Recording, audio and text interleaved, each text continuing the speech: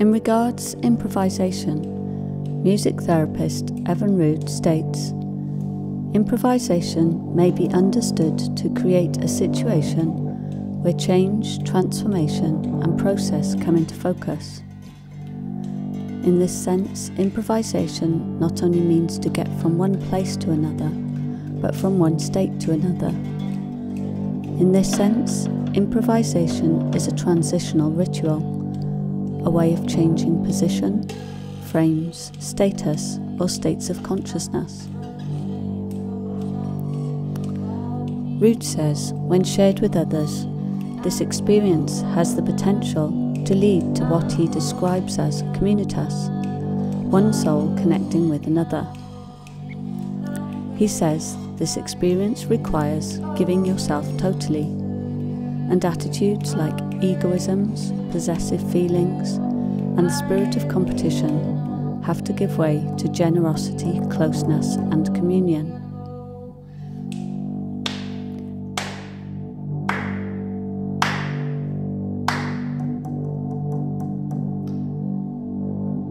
This experience finds parallel in other forms of artistic practice, for instance, in abstract expressionism or stream of consciousness writing, practices which to a certain extent break down form, the formal communicative language of that medium.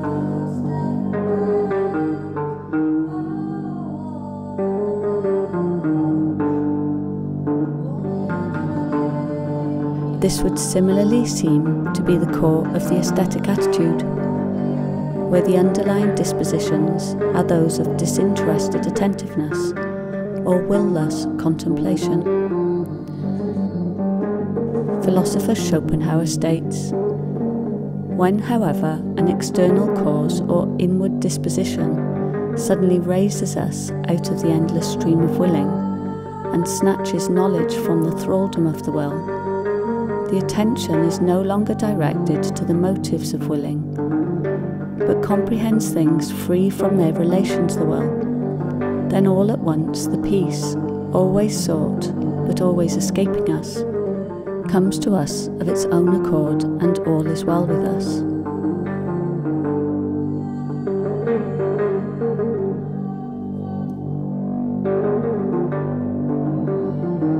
This attentive state also shares parallel with experiences in flow, a pleasurable state of consciousness that can be accessed through total involvement in an activity.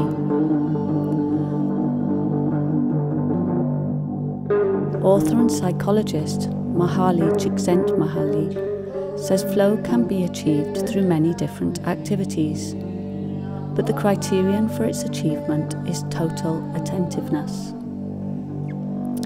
Theologian Henry Nouwen says the transcendent or ecstatic moment is precisely the moment when a person loses their self-preoccupation and is drawn out of their self into a new reality. He points out the word ecstasy comes from the Greek ekstasis, which is derived from ek, meaning out, and stasis, a state of standstill.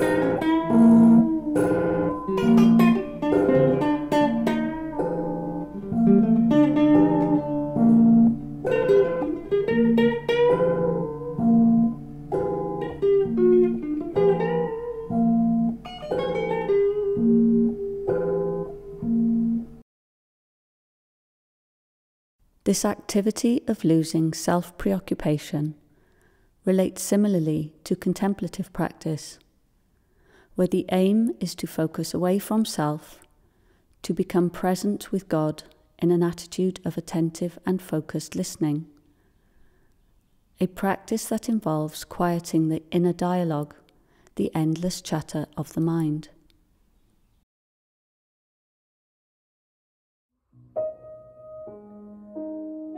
Si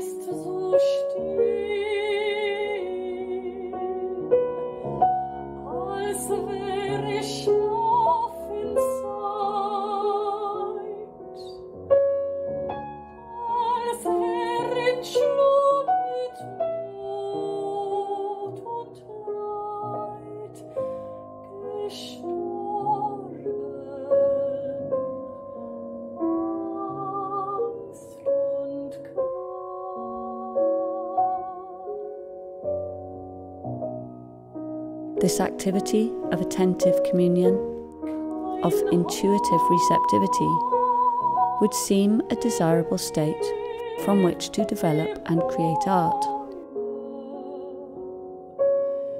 Philosopher Martin Buber speaks of thou saying, being fully present.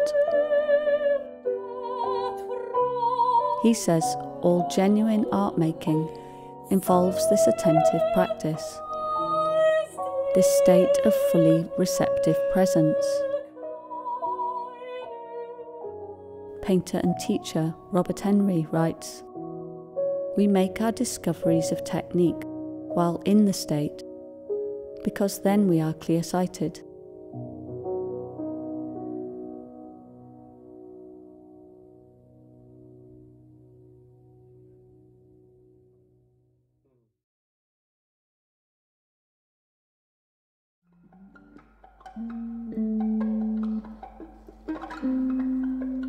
Scholar and cultural critic Lewis Hyde presents this listening receptive state to be the inspired state where the artist has a sense of being a receiver, a recipient, rather than a creator.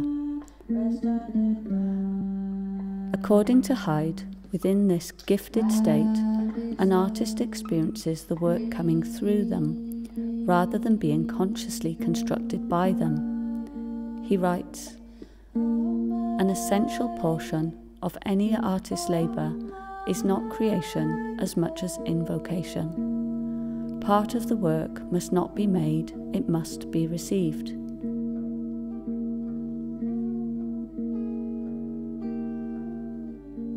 Hyde states this activity does not take place in the rational mind, but rather in intuition. He writes, "We participate in the esemplastic power of a gift by way of a particular kind of unconsciousness, unanalytic, undialectical consciousness.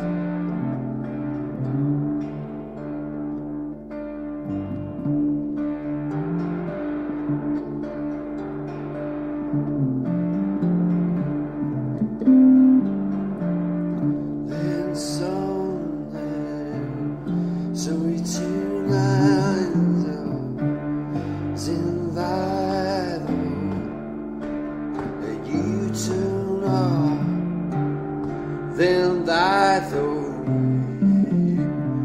much endless stroll insanity of the nail flying through.